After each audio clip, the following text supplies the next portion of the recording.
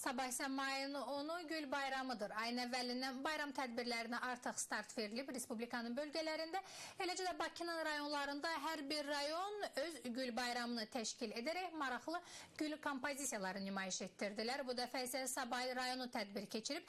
Əməkdaşımız Nərmin Adeli qızı gördüyü gül kompozisiyalarından sözün əsl mənasında feyziyab olub.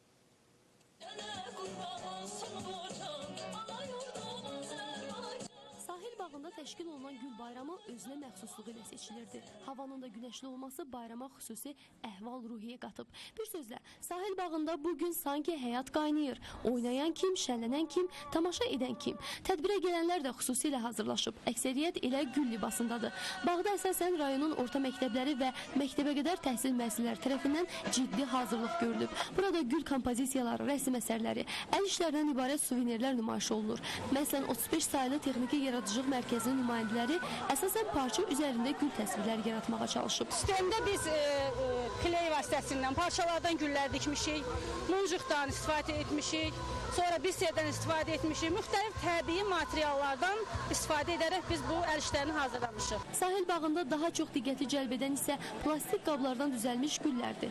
Bunu 6 saylı məktəbin 7-ci sinif şagirdləri hazırlayıb. İdeya da özlərinə məxsusdur. Bu işləri biz eləyənə qədər bir ay keçdi və təxminən 200-ə yaxın plastik stəkan istifadə etdik. Bağda yaradılan bu gözəlliyin sorağına rayon icra hakimiyyəti başçısı Asif Əskərov da gəldi. Burada sərgilənən kompozisiyalarla tanış olub, gözəl musiqini dinlədi.